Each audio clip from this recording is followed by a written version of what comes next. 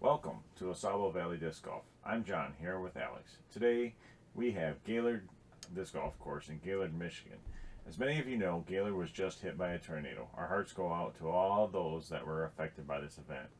The course is on school property and we believe none of it was damaged. Let's get to hole 1. 327 feet, par 3. And this one, you got to throw straight and a little bit to the left, kind of like an S turn to get to the basket. You have to dodge these trees. Yep, there's a few trees in the way, which we both end up clipping some of them. My drive wasn't too bad there. It ended up skipping and hitting some brush, but yeah. My upshot ended up clipping that branch just a little bit, and it slowed it down enough to where it left me this putt. And I go a little bit left off the cage and end up missing my par putt.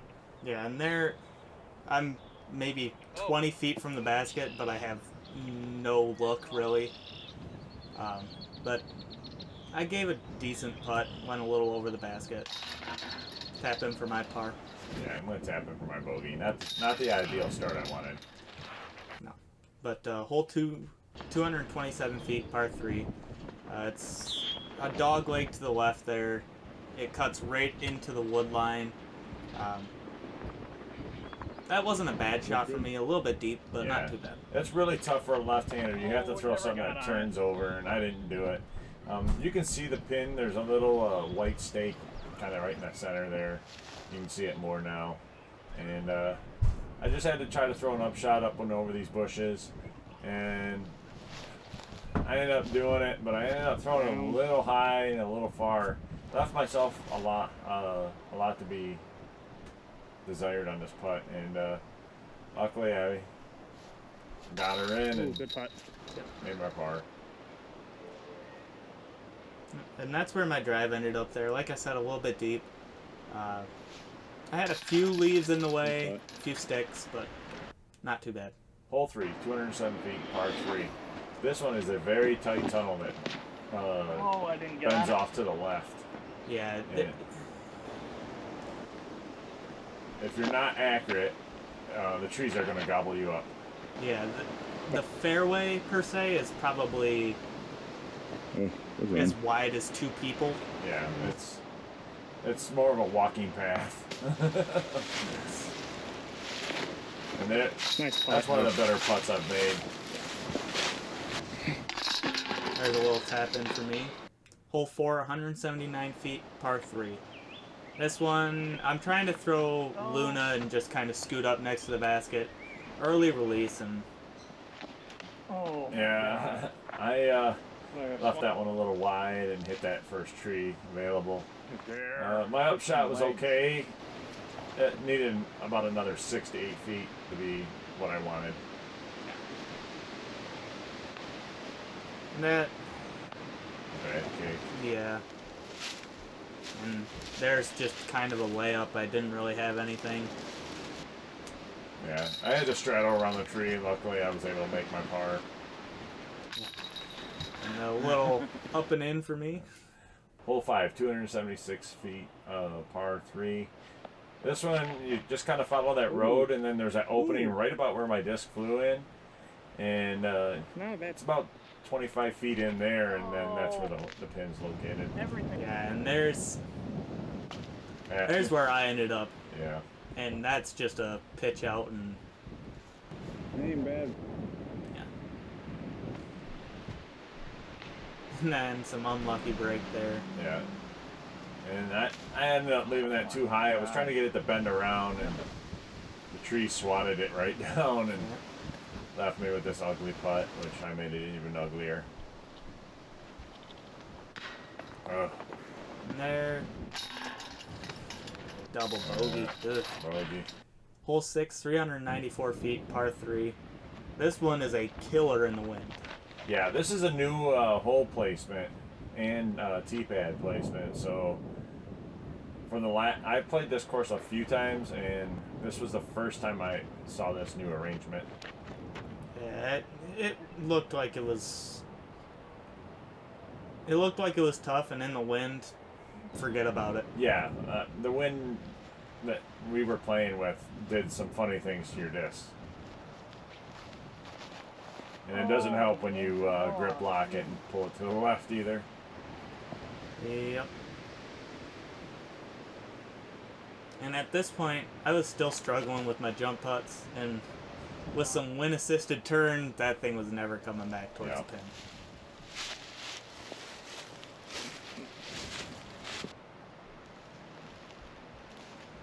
Oh, come on. Throw the... Who needs commentary when Yeah. I'm very vocal about how I'm shooting? Yeah. You know, for some reason we're making this course look tough, and it's really, really not. Yeah. It had to be the wind. 207 feet, or 270 feet, hole 7. This one's just straight away. There's a little dark spot in the woods there, and he just has to hit the gap. Yeah, you see a basket right there. That's not the basket we were going to, but it looked like it from my drive.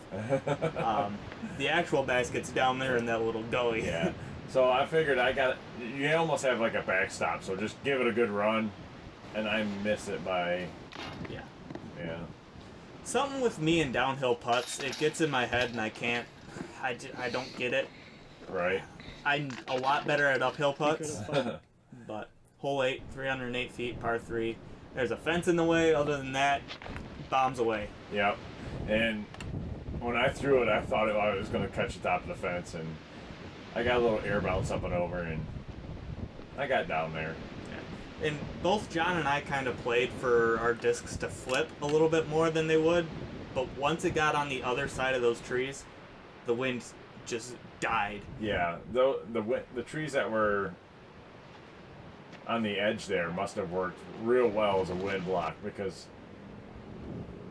as you could tell, there was virtually nothing. There's virtually no wind compared to what we just came from. And you can see it on our shirts that the wind's not blowing our shirts nowhere near as bad as it was on the other side of those trees. Hole 9, 324 feet, par 3. This one is a sharp dog leg to the right in a valley. So I thought I had the right stability of a disc, and I threw it dead straight. Yeah. So I didn't get anything that I wanted. And it's all downhill all the way. And you can kind of catch the basket there, and there's my disc flying in right behind it. Yeah, it was a great run. I'd never seen anybody take that route before. And I tried to make a nice little upshot, and I get close. And you can actually kind of hear the wind whistling over top of those trees there, too. Yeah. And here's another downhill putt that I don't know if it's because I'm feeling like I have to take more off of it. I just don't understand it.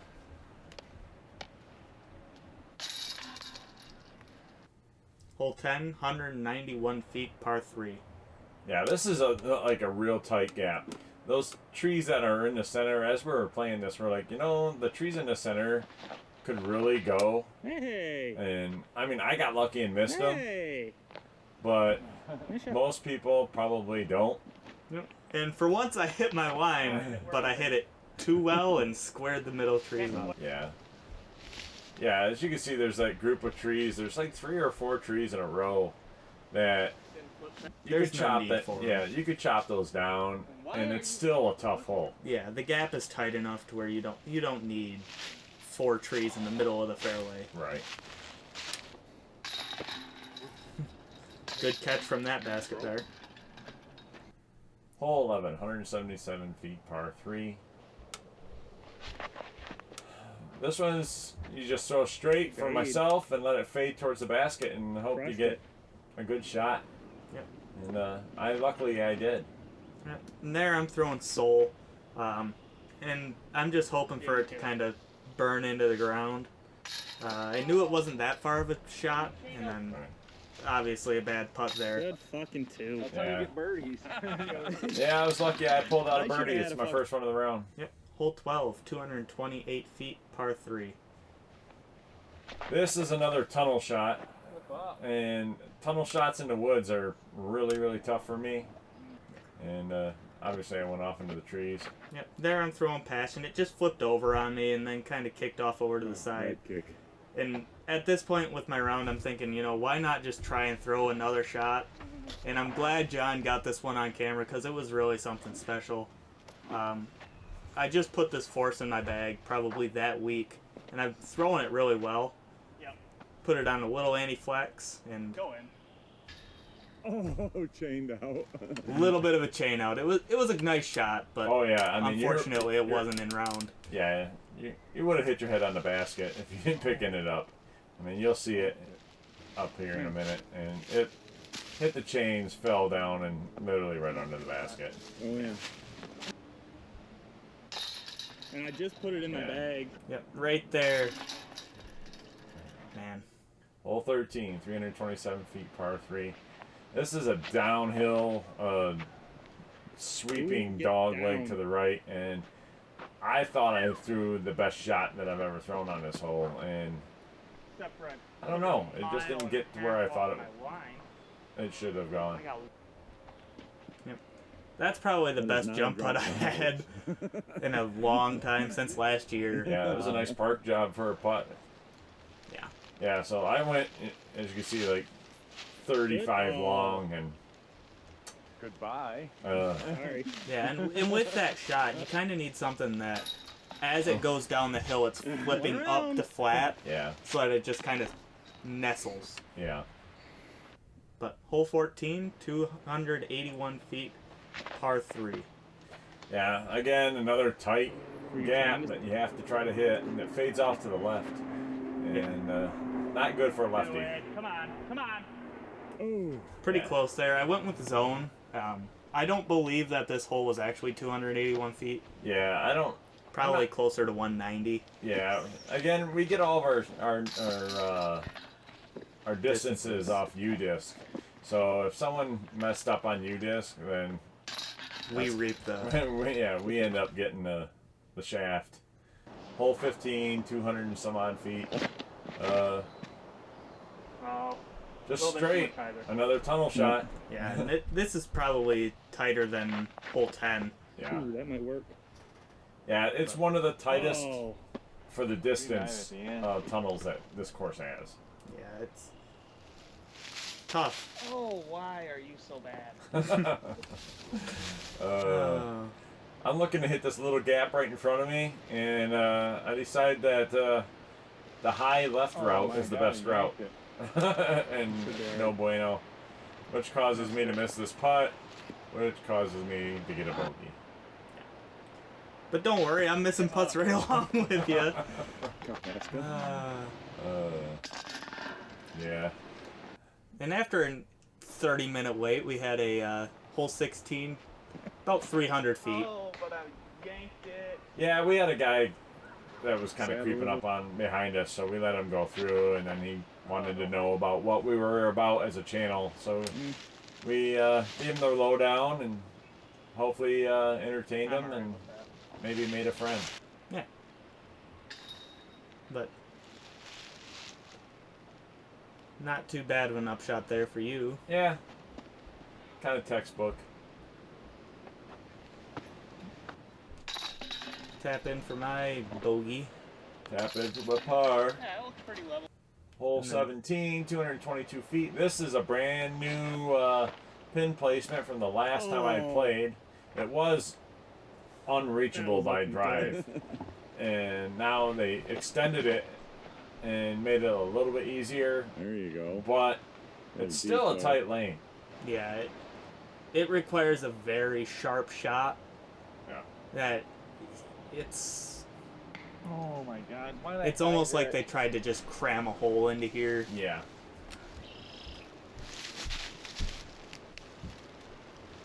And again, another bad upshot causes another hard to make putt and basically another bogey. Yeah, you can see how new this is. You can still see that the ground's still Dug up. disturbed and dug up from its original spot. Hole 18, 346 feet. Dead straight. There's some brush on the left and right, but if you Yeah. can keep your drive straight. Yeah, this is a new pin placement, or a tee placement too. So, unfortunately, the brush grabbed your disc and did some things with it. But Yeah. this one was about how I wish every one of my drives looked. Fine, It went, just throw a fucking beautiful shot. it went straight, flipped up, turned over, S'd out. That was probably my best Nice upshot line. for the day. Yeah, I mean that's a great shot that you just Beautiful threw there. shot. And this is for my birdie, Oh and my god. I don't know. Why do I always end on a bogey?